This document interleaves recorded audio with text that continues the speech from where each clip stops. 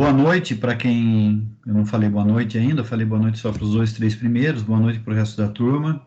Boa noite. A gente vai então retomar a nossa conversa da semana passada, que era sobre propriedades dos materiais, né? Materiais e suas propriedades. Então, semana passada a gente viu como que os materiais são divididos, metais, polímeros, cerâmicas. A gente conversou um pouco, viu que tem muitos metais como elementos químicos, né? E depois desses metais formam-se ligas metálicas. O que é liga metálica? É um metal com algum outro elemento químico ligado com ele, junto com ele. Na maioria das vezes é um outro metal, mas não obrigatoriamente.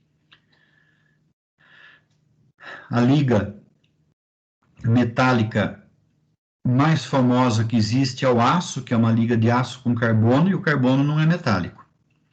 Mas existem outras ligas metálicas, como o latão, o bronze, por exemplo, que latão, bronze, cupro-níquel, tem uma série de outras ligas, mas latão e bronze são os dois mais manjados, que são resultado da liga de dois metais.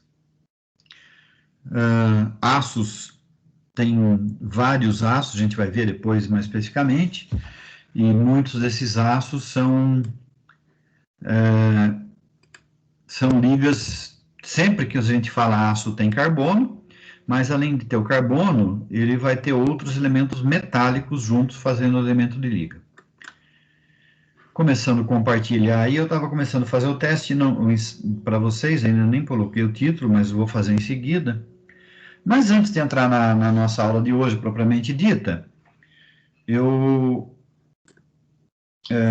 queria conversar um pouco com vocês. Primeiro assunto, eu mandei um link hoje da entrevista do prefeito de Campinas. Então, vocês viram que a Campinas está entrando na fase vermelha, mais restritiva. Os políticos, em geral, estão muito resistentes em partir para a fase vermelha nos locais, porque existe uma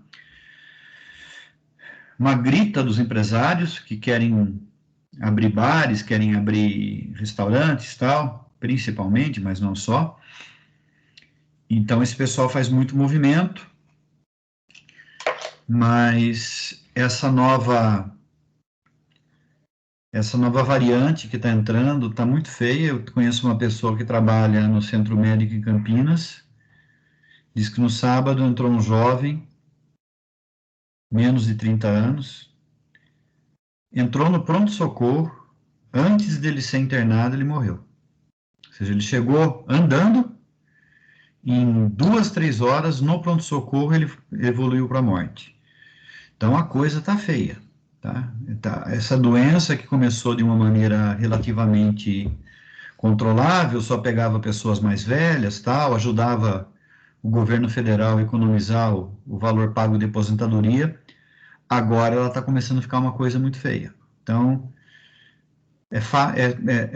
é muito claro para mim que a gente está no pior momento da pandemia. A gente pensou que nessa época a gente teria a pandemia controlada no Brasil, mas não temos, né? A pandemia está controlada na Nova Zelândia. Não sei se vocês sabem, a Nova Zelândia, a capital de Nova Zelândia chama Auckland. Auckland entrou em lockdown essa semana. Entrou em lockdown porque detectaram um caso. Por um caso, eles entraram em lockdown. Eles estão praticamente sem a pandemia na Nova Zelândia, e entrou um caso, eles entraram em lockdown imediatamente. O que significa? Esse caso, o que ele tinha que espalhar, parou. Está todo mundo em lockdown, não espalha mais. E o outro caso diferente da Nova Zelândia, mas um outro tipo de atitude tomada, Israel. Israel encomendou quantidade suficiente de vacina antes das vacinas estarem aprovadas, então eles têm vacinas disponíveis hoje, eles já estão com, se não me falha a memória, com mais de 50% da população vacinada, já caiu muito o número de mortes, está caindo o número de internados, e tanto Os internados, não sei dizer, mas os mortos estão ocorrendo principalmente em população ainda não vacinada. Então, a gente, em tese, hoje, até o dia 16, dessa vez deram 2 semanas, que é o prazo mínimo do lockdown, 2 semanas. Então, vamos ver como é que o povo reage. Se a prefeitura decreta lockdown, o pessoal continua se encontrando no bar, continua fazendo churrasco com o vizinho, continua interagindo com as pessoas sem máscara, não vai parar. Os hospitais de Campinas estão próximos do colapso. Segundo detalhe de aspecto geral, o Centro Paula Souza tem um contrato com a Microsoft que disponibiliza uma certa área para se gravar os vídeos das aulas que estão sendo dadas. Esse espaço acabou e está tendo uma negociação aí. Todas as aulas, desde ontem ou talvez de sexta-feira, começou em algum ponto, eu vou mostrar para vocês como é que fica aqui, ficam dessa maneira aqui, quer ver, ó? Se vocês olharem a nossa, não, no nosso não vai dar porque eu não consigo entrar e mostrar para vocês o vídeo da nossa aula. Eu vou entrar numa outra equipe aqui, numa aula da semana passada.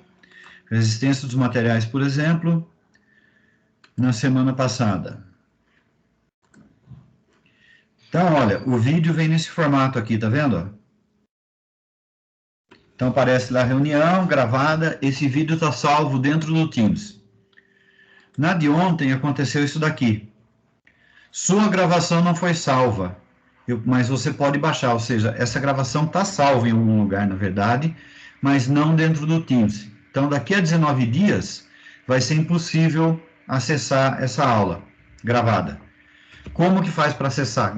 Tem que baixar o vídeo. Isso está acontecendo desde ontem, não sei se foi desde ontem de manhã, se foi desde sábado à tarde, mas ontem à noite, quando eu entrei, já estava ocorrendo. Na verdade, eu consigo ver se foi ontem de manhã, porque eu dei aula às 7h30 da manhã ontem. E eu acho que foi desde ontem de manhã, quer ver? Não, essa não é que eu quero entrar, peraí.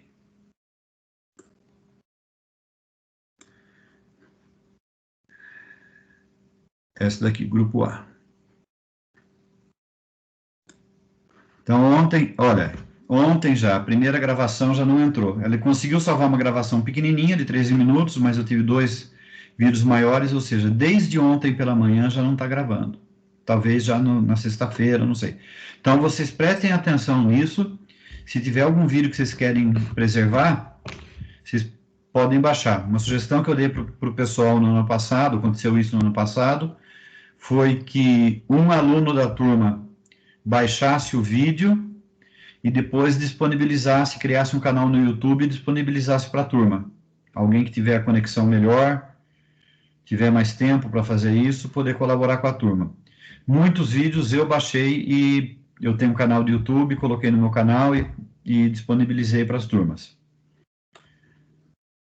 Então, esses eram os 2 recados gerais. A gente vai começar com o assunto de hoje, então, que são as propriedades dos materiais. Lembrando que o grande material da mecânica, ou grande família de material da mecânica são os metais. Mecânica trabalha com tudo.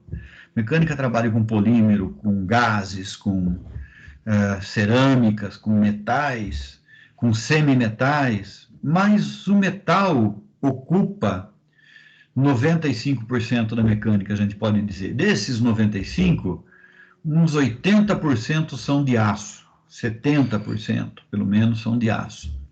Então a gente vai ver as propriedades, e muitas das propriedades que a gente vai falar são referentes aos metais, mas não só. Então, quando a gente fala de propriedade material, imagina o seguinte, eu quero construir um carro, um carrinho desses de competição universitária. Então, a primeira coisa que a gente faz num carro de competição universitária, a gente tem uma estrutura nesse carro. Então, eu vou olhar para aquela estrutura o que eu quero daquela estrutura? Eu quero uma coisa que a gente chama de rigidez. Ela tem que resistir aos esforços.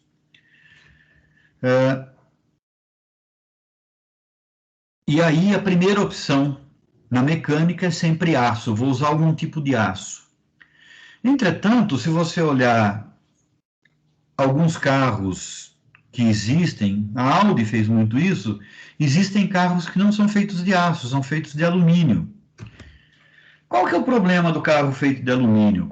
São vários problemas. O primeiro problema é que o alumínio ele tem uma baixa resistência ao riscamento, ele tem uma dureza muito menor do que a maioria dos aços. Então, se você está com uma calça jeans com um botão de metal, por exemplo, e vai encostar no seu carro, e aquele botão encosta no alumínio, a chance dele riscar o alumínio é muito maior do que riscar o aço. Mas qual que é a vantagem do alumínio em relação ao aço? O alumínio é mais leve, então ele vai gastar menos energia do carro na movimentação para acelerar, para subir ladeira. O alumínio é mais leve, a gente vai ver qual que é a propriedade mecânica que o alumínio tem menor do que o aço, e vai economizar energia no fundo. Então, eu tenho que olhar para o meu projeto olhando para todas essas características e definir no meu projeto que material que eu vou usar. Se eu preciso de um material que tem que riscar outros materiais, por exemplo, que material será que eu uso para riscar outros materiais, para penetrar em outros materiais? A gente vai falar ao longo desse curso, dessa disciplina. Do curso vocês vão ver várias vezes, mas nessa disciplina a gente já vai abordar isso daí. Deixa eu fazer uma pergunta para a galera aí. Tem alguém da turma aqui que trabalha com área de usinagem, pessoal? Se não tiver, se tivesse... Vinícius, que material que vocês usinam? 1045, 1020. Aço. Isso, Basicamente aço. Legal. E que material que vocês usam para usinar aço? Eu não sei se você é dessa parte, de repente você trabalha numa empresa de usinagem, mas não é da área técnica. Mas você conhece, sabe que material que é usado para usinar o aço ou não? Da pastilha, você tá falando? Esse é o suficiente por enquanto. É uma pastilha. Pastilha de quê? Nossa, professor, agora eu não lembro.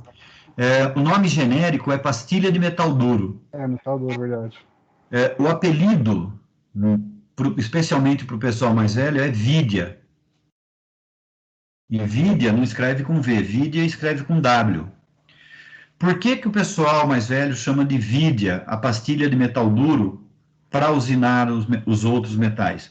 Porque a Vidia foi o primeiro metal duro que foi criado por uma empresa americana e a patente acabou sendo comprada por uma empresa alemã e foi desenvolvido no início do século XX, lá na década de 1920, mais ou menos, e essa empresa alemã comprou e por volta de 1930 se tornou uma coisa comercial.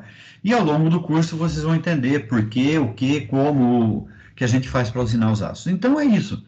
Eu posso usinar o aço, por exemplo, com uma pastilha de metal duro que não é um metal, é uma cerâmica. É uma cerâmica que é composta, eu falei acho que na aula passada, basicamente da união de um metal com um não metal. Que não metal que é que a gente usa? O carbono. Para as pastilhas de metal duro, a gente usa um metal combinado com carbono. Quais metais que a gente usa? Tungstênio, tântalo, titânio e nióbio. Principalmente o tungstênio. E junto nessa pastilha, com essas cerâmicas todas, eu tenho um metal que é usado para conseguir juntar esses grãos de cerâmica extremamente duros. Essa cerâmica ela é feita numa forma de pó.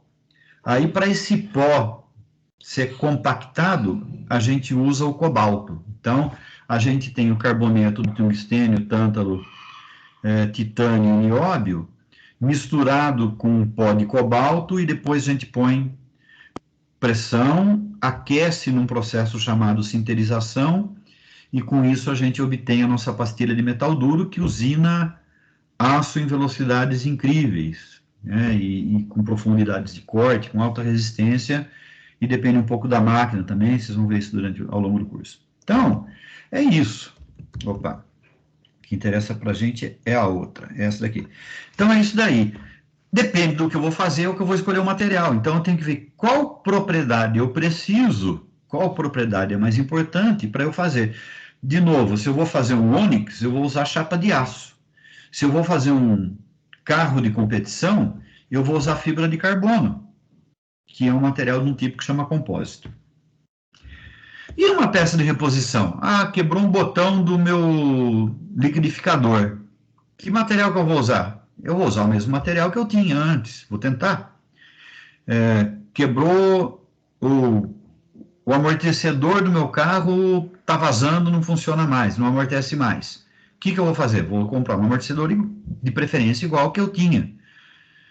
Amassou de maneira irremediável um paralama do meu carro. O que eu vou usar? Vou usar aço, que é o paralama. Vou lá e vou comprar na revenda um paralama igual. Então, ou seja, na reposição, alguém já pensou nessa primeira etapa aí para a gente, qual que é o melhor material. Às vezes, algumas pessoas falam, opa, essa peça original aqui, ela não é tão boa quanto poderia ser, vou melhorar. Em vez de eu fazer de alumínio, eu vou fazer de titânio, por exemplo, que é um material mais resistente que o alumínio e praticamente tão leve quanto o alumínio. Então, eu vou ter uma resistência maior. Eu vou substituir esse polímero, que na língua do dia a dia a gente fala plástico, né? Eu vou substituir esse plástico aqui, que é, por exemplo, um nylon, eu vou substituir ele por um nylon com fibra de vidro, ou com nylon com fibra de carbono, que não tem mais resistência. Então, às vezes, quando a gente vai trocar, vai fazer uma manutenção, a gente pode considerar a hipótese de dar uma solução melhor do que a solução original. Mas, normalmente, a gente cola no que já foi feito. E aí, a gente tem que pensar na característica, na propriedade dos materiais. Quais são as propriedades dos materiais? Quais são as famílias de propriedades? Vocês vão encontrar definições diferentes. Essas são as definições que eu vou trabalhar. Mesmo no nosso livro está um pouco diferente. Por exemplo, você vai procurar em alguns lugares, você vai ver lá propriedades físicas dos materiais. E dentro das propriedades físicas, você vai ver propriedades que eu vou chamar de propriedades mecânicas. Então, isso daqui é só uma maneira de dividir, não tem importância. O que eu tenho é que entender como cada uma dessas propriedades funcionam e quando elas me são úteis, quando elas me são necessárias. Então, a primeira família que a gente tem, que eu dividi, a gente vai chamar de propriedade físico-química, depois térmica, depois eletromagnética, depois mecânica, depois tecnológica. O nosso livro tem propriedade física, propriedade química, propriedade térmica, propriedade elétrica, propriedade magnética, propriedade mecânica e propriedade tecnológica. Então, no nosso livro está um pouquinho diferente, mas é igual.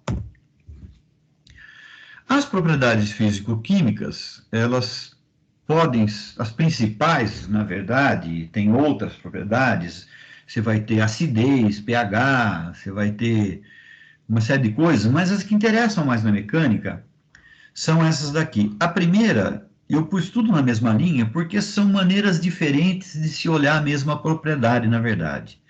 A propriedade que a gente vai olhar, de maneira mais técnica, a gente está olhando a propriedade que chama massa específica, que vocês vão ver com uma certa profundidade na disciplina de automação semestre que vem.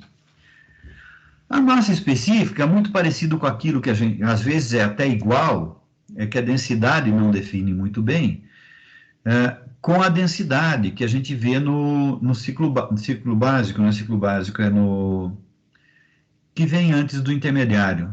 Ensino técnico vem antes do médio. Antes do médio é básico, né? Alguém se formou há 2 anos? Fundamental. Como que é?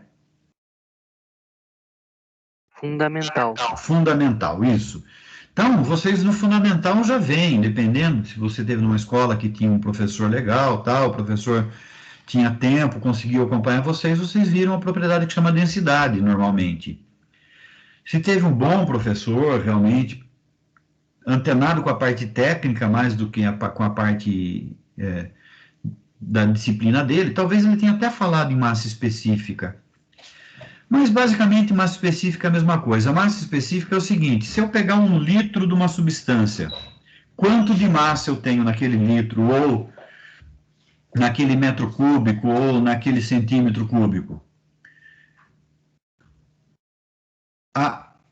Então, isso é massa específica. Quanto de massa eu tenho num certo volume. O que é densidade? A densidade pode ser a massa ou pode ser o peso.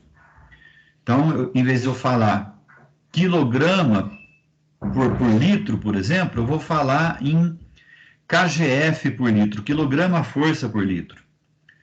Porque a diferença entre massa e densidade, entre massa e peso, é basicamente a seguinte: massa em qualquer lugar do universo que eu pegar 1 quilograma de massa, eu vou ter 1 quilograma de massa. Agora, se eu pegar 1 quilograma força, um peso de 1 quilograma, que a gente fala quilograma, mas tecnicamente é 1 quilograma força. Se eu pegar um peso de 1 quilograma força de massa aqui, na Lua, essa massa não vai ter 1 quilograma força de peso. Ela vai ter um outro peso. Vai ter a mesma massa, mas outro peso. Então, se eu pegar uma balança da padaria, puser embaixo de um quilograma de massa, aqui, aí eu transportar essa mesma balança da padaria, junto com essa massa para a Lua, ela vai indicar um outro valor lá na Lua, porque a gravidade é diferente. Então, essa é a diferença entre peso e massa, ou um exemplo da diferença entre peso e massa. E a densidade, normalmente, a gente fala peso pelo volume, e a massa específica é massa por volume. E densidade relativa? Densidade relativa é a densidade do produto que eu tenho dividido pela densidade da água. A densidade da água é 1000 kg por metro cúbico, se eu estiver falando em massa específica, ou 1000 kgf por metro cúbico, se eu estiver falando em densidade com peso. E aí eu divido a densidade do material pela densidade da água, eu tenho a chamada densidade relativa.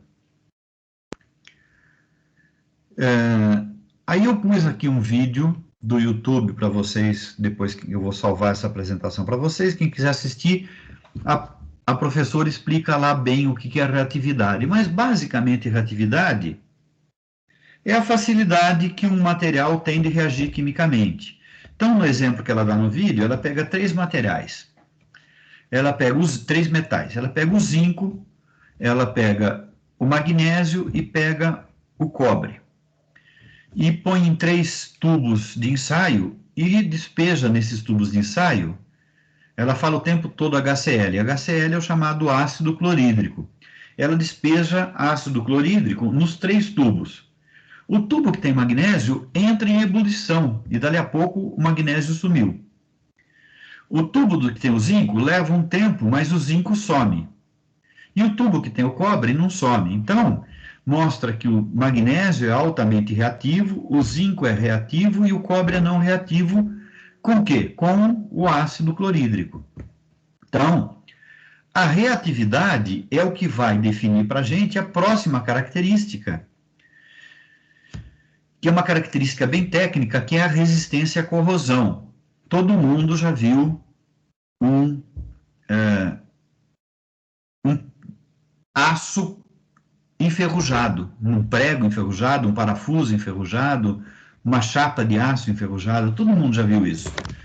E o que é isso daí? É que ele sofreu corrosão, esse material sofreu corrosão. O cobre não sofre corrosão? Sofre. Se eu deixar o cobre, dependendo do ambiente, não sei quem de vocês já abriu um carro e olhou uma bateria, normalmente isso acontece com um carro mais velho, em volta do terminal da bateria aparece uma espécie de uma pasta, um material meio poroso, verde. Aquilo lá é resultado da corrosão do cobre do terminal. Então, aquele cobre é conectado no borne da bateria, aquele chumbo, e essa junção desses materiais aí dá uma corrosão verde, forma o que a gente chama de zinabre, que é o óxido de cobre. Então, materiais que têm menor reatividade, normalmente têm maior resistência à corrosão.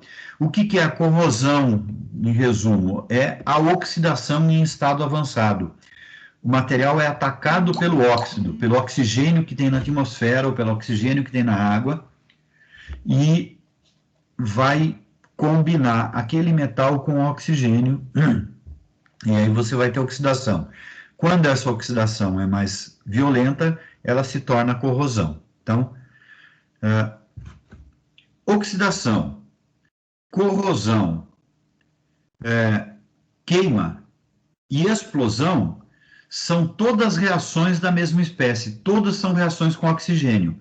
O que muda entre oxidação, corrosão, queima e explosão? A velocidade com que esse fenômeno ocorre.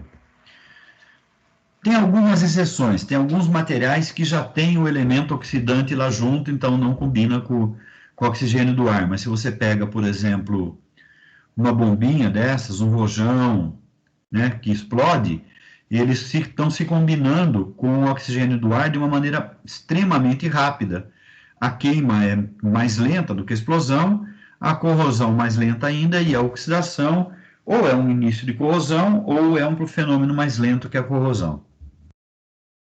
Então, essas são as propriedades físico-químicas, e as de interesse para a gente, de maior interesse para a gente, são massa específica e resistência à corrosão.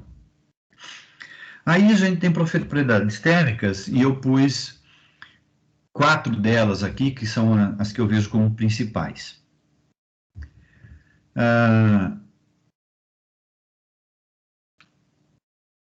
Imagine o seguinte, pega se você tiver em casa, um pedaço de cerâmica, dia que quebrar um prato em casa, você pega aquele prato quebrado, acende a chama do fogão e segura a ponta do prato a uns 10 centímetros da sua mão e põe aquela ponta que está 10 centímetros no fogo.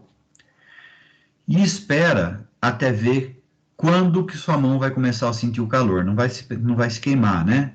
Toma cuidado depois, porque a ponta que estava no fogo vai estar muito mais quente do que aquela ponta que você está segurando na sua mão. Agora, pega um prego e segura um prego grande ou um cabo de aço, uma barra de aço, alguma coisa, e faz a mesma experiência. Segura lá na chama e espera ver quanto tempo vai levar para você se queimar. Você vai ver que no aço vai ser muito mais rápido do que no prato. Eu falei para pegar o prato quebrado, porque depois que você esquentar, pode ser que o prato quebre devido a esse aquecimento. Então, não vai quebrar um prato por causa disso. Então, esse é um fenômeno interessante, que é a condutividade térmica ou isolamento térmico, né? A cerâmica é mais isolante e o metal é mais condutor. Se você pegar uma chapa de aço e uma chapa de cobre do mesmo tamanho, você vai ver que no cobre você vai ter a sua mão aquecida muito mais rápido do que com o aço. Ou seja, a condutividade térmica varia de acordo com os elementos. E às vezes eu quero condutividade térmica. Alguém é capaz de me dar um exemplo de uma coisa do dia a dia da gente, onde a gente quer condutividade térmica? Aquela máquina de solda para mim. Vai, né? Beleza, é um exemplo. Vou só desligar minha câmera aqui um instante. É um exemplo. Agora, quer ver uma... Ferro de passar roupa? Perfeito. Agora eu vou dar um exemplo que todo mundo já deve ter mexido. Quem aqui nunca fez pipoca? Todo mundo já fez pipoca, provavelmente, né? Quando você põe a panela no fogo, você quer que o calor da chama chegue rapidamente até a pipoca. Imagina que em vez de você pôr uma panela, você põe uma placa um tijolo daqueles que você põe no fundo da churrasqueira, que a gente chama de material refratário. Você vai esperar 2 dias até começar a fritar sua pipoca. Então, a gente quer, no caso da panela, que tenha uma condutividade térmica grande. Portanto, um baixo isolamento térmico. Condutividade e isolamento são os opostos. Então, aquele que tem uma boa condutividade tem um mau isolamento. Aquele que tem um bom isolamento tem uma má condutividade. Por outro lado, o cabo da panela, a gente não quer que seja um bom condutor térmico, Porque a gente quer pegar no cabo da panela que ficou cozinhando feijão durante meia hora e a gente não quer se queimar.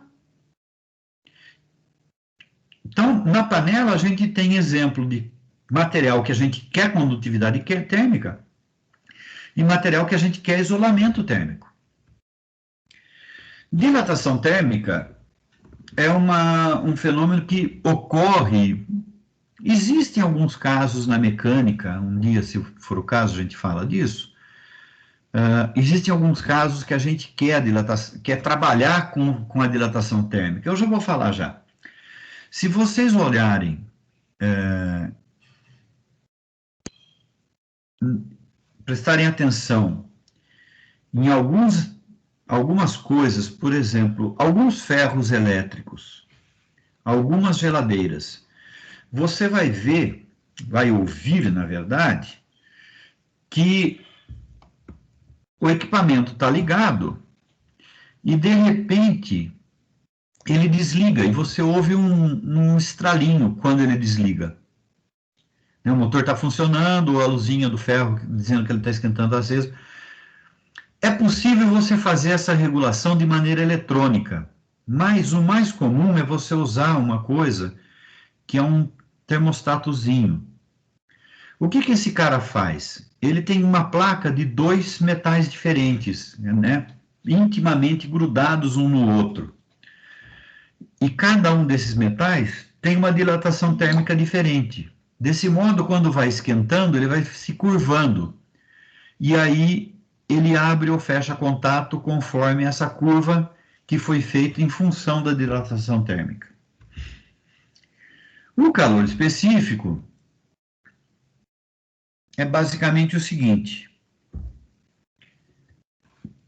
se eu colocar, por exemplo, água, 1 litro de água dentro de uma panela, vai levar um tempo para essa água chegar a 50 graus. Então, se eu puser minha mão lá dentro, a mão da gente suporta a temperatura por mais do que 1 ou 2 segundos, uma pessoa normal, né, pessoa com sensibilidade normal à temperatura, suporta 1 a 2 segundos, que eu digo normal é o seguinte, a maioria das pessoas, né, mais de 90% das pessoas, aguenta 50 graus por 1 ou 2 segundos sem ficar extremamente incômodo. Não é uma temperatura que queima, mas você suporta de 1 a 2 segundos e depois fica incômodo. Não, está queimando, você tira a mão.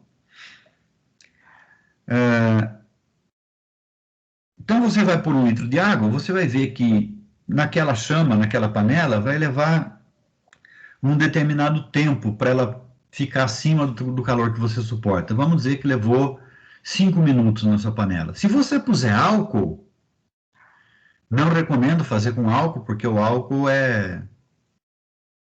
Se você puser óleo, porque o óleo não queima, se você puser óleo, você vai ver que vai levar outro tempo em relação à água. Uma maneira mais bonita um pouco de fazer isso é você colocar um termômetro, medir com um termômetro. Daí você vai ver que o termômetro, para chegar a 50 graus na água, vai levar um tempo, no óleo vai levar outro. O óleo vai aquecer mais rápido do que a água. Apesar de que a água vai evaporar quando chegar a 100 graus aproximadamente, e o óleo não, o óleo você pode aquecer ele acima de 150 graus, ele não evapora, mas ele aquece mais rápido do que a água. Isso é o calor específico, a quantidade de calor. Então você pôs a mesma chama, aquela chama está te dando uma quantidade de calor, e o calor específico te dá essa medida.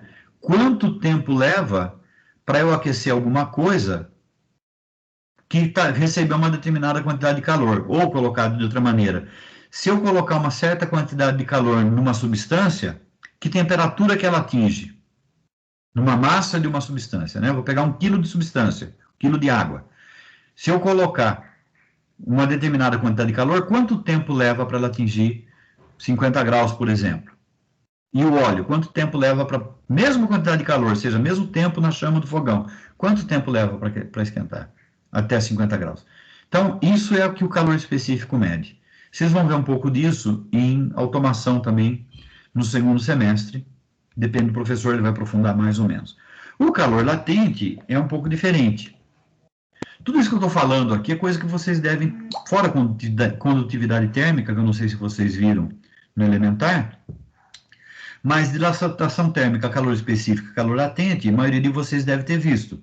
Estou só dando uma recapitulada. O que é o calor latente? O calor latente é a quantidade de calor que eu tenho que fornecer para o material para ele mudar de fase. Então, eu tenho lá o gelo. Quanto calor eu tenho que fornecer para o gelo se tornar em água? Quanto calor eu tenho que fornecer para a água se transformar em vapor? E se eu for tentar transformar o óleo em vapor de óleo? Quanto de calor eu tenho que fornecer a partir do momento que ele começa a se transformar? Então, não é até ele chegar na hora que vai se transformar, isso daí é o específico, mas uma vez que a água atingiu 100 graus, quanto de calor mais eu tenho que pôr para ela sair de líquido a 100 graus para vapor a 100 graus? Isso que é o calor latente. Então ela não tem mudança de temperatura, mas ela muda de estado, né? Calor latente, você tem calor latente de fusão, que você passa de sólido para líquido, e o calor latente de evaporação, que passa de líquido para vapor. Então essas são as propriedades térmicas. As propriedades eletromagnéticas, a gente está começando a chegar perto daquilo que é mais interessante para a gente. Da mesma maneira que eu tenho isolante e condutor térmico, eu tenho isolante e condutor elétrico. Eu já comentei isso daí na aula passada também, né? Que é o caso do fio e do plástico que protege o fio. Então aí, isso daí é uma... A gente tem duas propriedades que no fundo é a mesma propriedade, é um oposto da outra. É a condutividade e a resistividade. Quanto maior a condutividade, menor a resistividade e vice-versa. E com isso eu faço condutor e isolante. E existem alguns materiais que são semicondutores. Os semicondutores, sob condições específicas, eles são condutores ou resistores. Eles impedem a passagem de corrente elétrica ou permitem a passagem de corrente elétrica.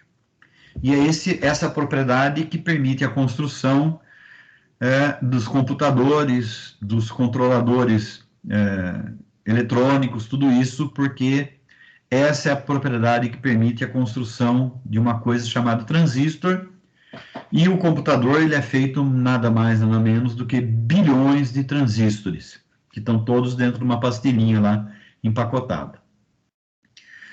As propriedades magnéticas, a propriedade magnética é o magnetismo do material. Então, eu posso ter um material ferromagnético, que é um material que fica magnetizado o tempo todo, que é o ímã permanente. Eu posso ter um material paramagnético, que ele fica magnetizado quando ele está submetido a um campo magnético.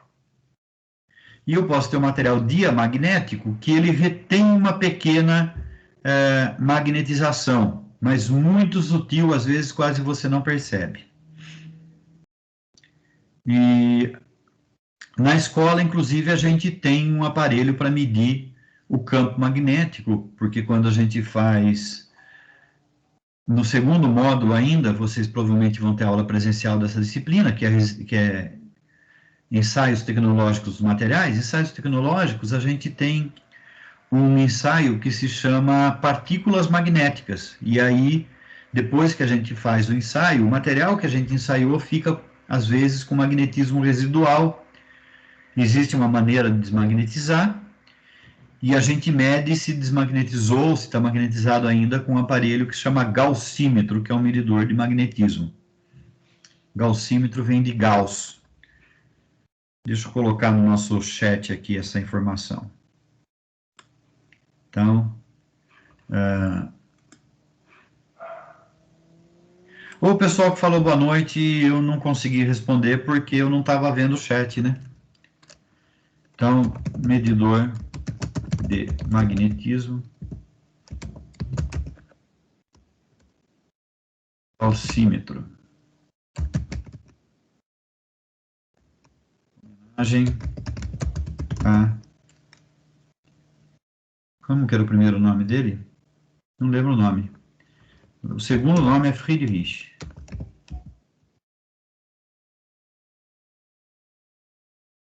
Chamado Príncipe da Matemática.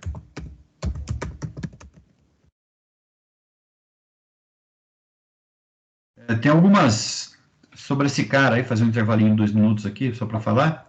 Ele é considerado um dos maiores matemáticos de todos os tempos. Se você for enumerar os 5 maiores matemáticos de todos os tempos, com certeza 2 gregos vão estar nesses 5, que são Euclides e Arquimedes, e esse cara, gregos lá de antes de Cristo, e esse cara que é o Gauss, que viveu no finalzinho do século XVIII, nos últimos anos, ele nasceu ali no fim do século XVIII e viveu basicamente no século XIX, os anos 1800. Ele fundou alguns ramos da matemática, ele foi um cara absolutamente genial, e tem uma lenda que diz o seguinte: quando ele tinha 3 anos, o pai dele era empreiteiro, né, construtor, e aí o pai dele contratava o pedreiro, o servente de pedreiro, o carpinteiro, não contratava eletricista porque não existia. E aí o pai dele tinha que fazer uma divisão, ele contratava por um valor que era uma parte do valor da obra. E aí o pai dele foi fazer a conta de divisão e diz a lenda que com 3 anos o Gauss falou para o pai: pai, você errou a conta. Então, o Gauss era realmente um gênio, e se isso é lenda, o restante da vida dele como matemático não é lenda. A gente tem coisas até hoje. Ele foi fundamental para a matemática atingir o nível que a gente atingiu, e dentro dessa matemática dele, ele trabalhou muito com a parte da matemática aplicada no eletromagnetismo, e é por isso que o gaussímetro recebe o nome dele, porque o Gauss desenvolveu equações matemáticas para abordar problemas de eletromagnetismo. E aí, na minha conta dos 5 maiores matemáticos de todos os tempos, entra um outro cara chamado Euler, que é do século XVIII, então o Gauss do século XIX, o Euler do século XVIII, e o Newton, que é do século XVII, viveu no século XVIII também, mas o Newton, quando tinha 27 anos, ele tinha desenvolvido o cálculo numérico, que é uma das grandes invenções da matemática de todos os tempos. Ele tinha desenvolvido a ótica, que era uma coisa totalmente chutada até ele desenvolver. Ele desenvolveu a teoria da gravitação universal, desenvolveu aquilo que a gente chama hoje de as 3 leis de Newton, que é a lei da inércia, a lei da aceleração e a lei da ação e reação. E a gravidade é a ação à distância, né? Você tem ação de um corpo no outro sem se tocar. E aí o Newton desenvolveu isso tudo até os 27 anos, depois, segundo os biógrafos dele, ele não fez mais nada de muito importante. As coisas mais importantes que ele fez até os 27 anos. 27 anos é uma idade meio mágica, né? 27 anos foi a idade que morreu a Janis Joplin, para quem gosta de rock, né? Morreu a Janis Joplin, morreu Jimi Hendrix, morreu o cantor do Nirvana, e mais um punhado de gente aí, e o Newton morreu a criatividade dele. Ele viveu até quase 80 anos, ou um pouco mais de 80 anos, mas de qualquer forma, a minha lista dos 5 grandes matemáticos são pela ordem Arquimedes, pela ordem histórica, Arquimedes, Euclides, Newton, Euler e Gauss. Essa é a minha lista de 5. Tem mais uns para pôr numa lista de 10 aí, mas a lista de 5 são esses. Encerrando, então, esse papo aqui, que a gente estava falando de propriedades magnéticas, e o nosso amigo Gauss deu nome ao medidor de magnetismo, que é o chamado gaussímetro. Aí a gente vai começar a falar daquilo que interessa mais para a gente. A gente vai falar de uma série de propriedades mecânicas. A primeira é a resistência mecânica. Então, vocês têm que tomar cuidado quando vocês falam de resistência mecânica, por quê? Quando a gente for lá em resistência dos materiais, a gente vai analisar os materiais, os elementos, agora não elementos químicos, mas os elementos de construção mecânica, sendo submetido a diferentes esforços.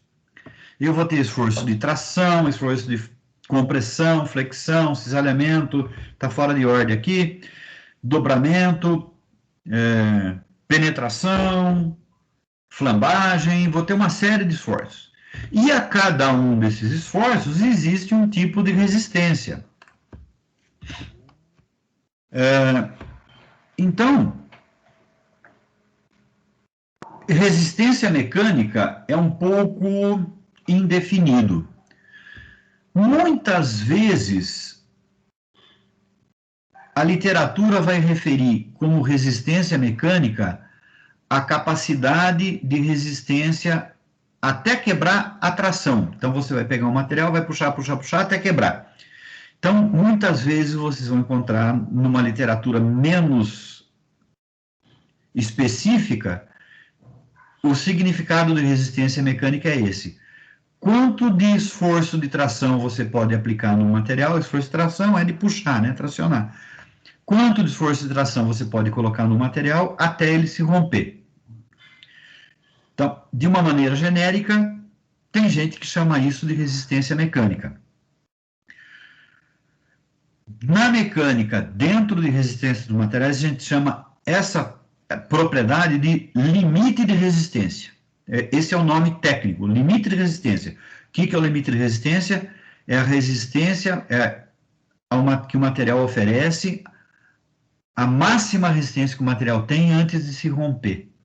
Depois que eu aplico essa força que vai fazer ele se romper, ele vai continuar esticando, vai continuar se alongando, a gente já vai falar sobre isso, vai continuar sofrendo deformação plástica e vai se romper. Outras vezes é como está aqui, ele vai resistir sem sofrer deformação plástica. E isso tem um nome também em resistência dos materiais. Em resistência dos materiais, isso se chama tensão ou limite de escoamento. Ou seja, resistência mecânica é um nome meio genérico, não é um nome muito exato. Mas vocês vão ver e pensa nisso. Ou eu estou falando da resistência do material... Oi, pode falar.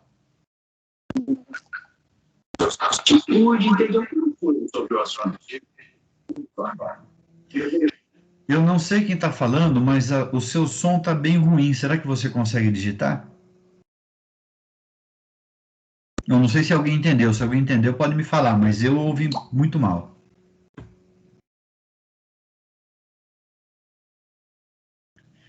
Alguém fica de olho no chat aqui, pessoal, por favor. Se ele escrever alguma coisa, vocês me dizem, eu vou prosseguir. Beleza. Quem falou beleza aí, eu ouvi perfeitamente. Então, resistência mecânica é essa informação meio genérica, a gente vai melhorar essa informação aqui em resistência dos materiais. Mas, é isso, é genérico. Então, quando algum texto falar resistência mecânica, é uma coisa genérica. Agora, a gente tem coisas mais específicas. Elasticidade e plasticidade são duas propriedades que caminham juntas, mas não são a mesma coisa e ocorrem em momentos distintos do material. Então, se eu aplico um determinado esforço no material e esse material volta para a forma que tinha antes, isso é aquilo que a gente chama de elasticidade. É a capacidade que o material tem de se deformar e, depois de deformado, recuperar a mesma forma que tinha antes.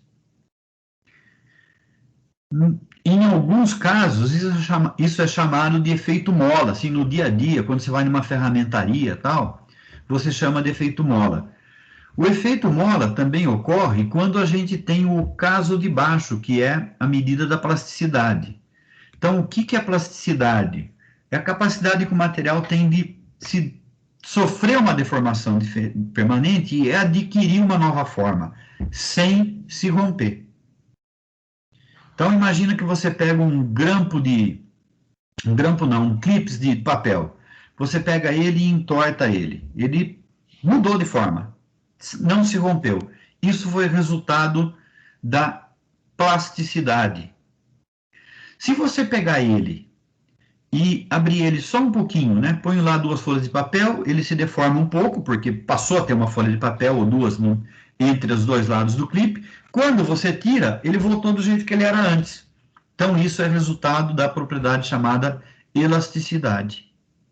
Então, esse é o resumo. A elasticidade eu tenho o material submetido a um esforço, como ele sofreu o esforço, ele sofre uma deformação, quando eu retiro o esforço, ele volta à forma que ele tinha originalmente.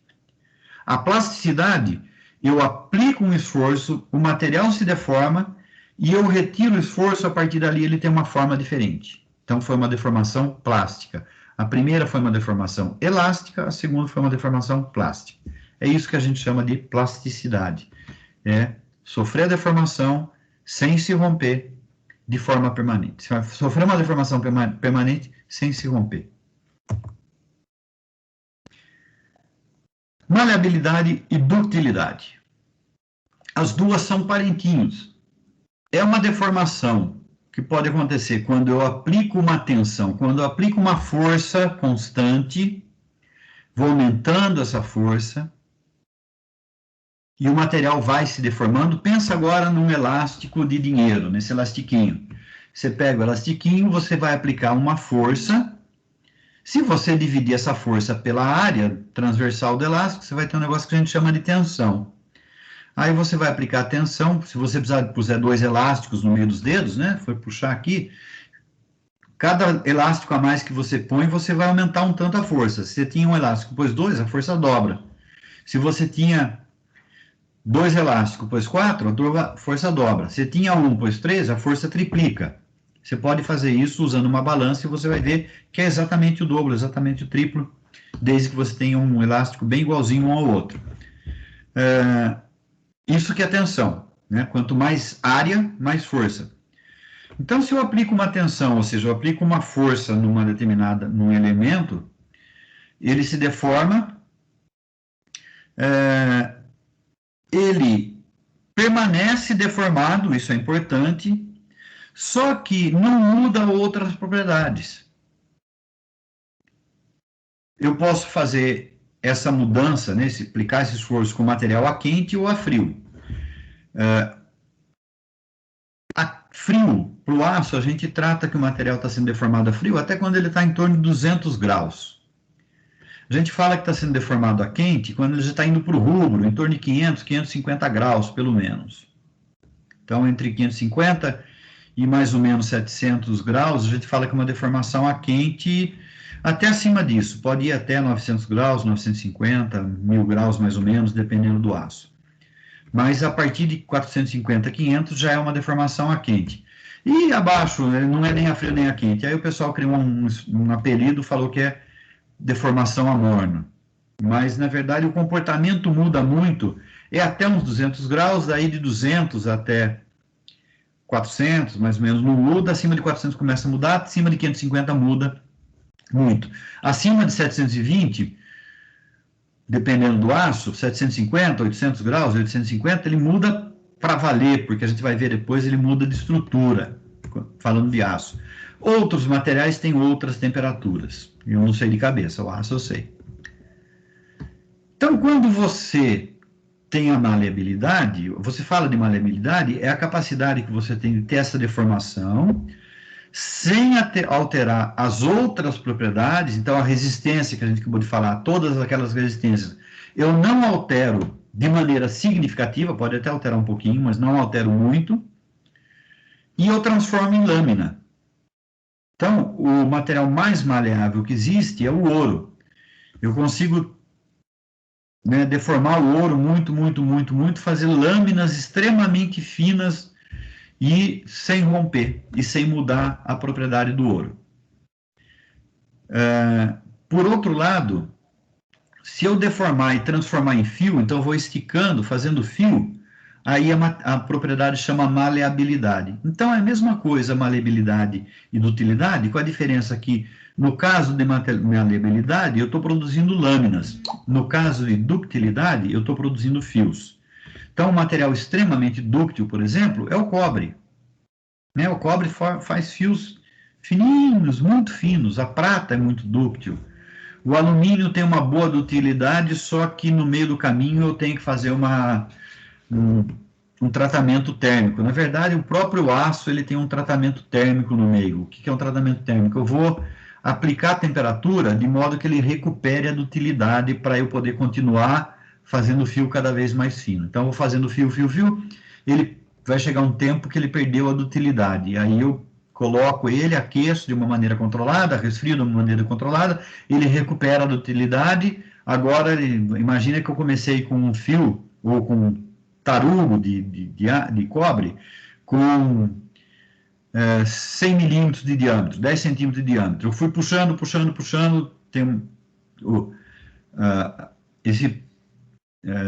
esse processo tem um nome, chama trefilação, e a trefilação é feita através de uma ferramenta que chama fieira, ou trefila. Então, eu vou trefilando, vou fazendo o fio cada vez mais fino, até que tem uma hora que ele perdeu a dutilidade. Aí eu aqueço ele até uma certa temperatura, deixo ele um tempo nessa temperatura, resfrio, ele volta a ser dútil, vou fazendo o fio cada vez mais fino. E eu transformo aquele tarugo inicial de 100 milímetros de diâmetro num fio que é mais fino do que um fio de cabelo. Vocês já devem ter visto fio de cobre mais fino do que fio de cabelo. Então, é isso que é a diferença entre dutilidade e maleabilidade. Pessoal, eu devia ter parado um pouquinho antes, porque entrei na parte de propriedades mecânicas. Eu vou interromper a gravação agora, para ficar em duas metades.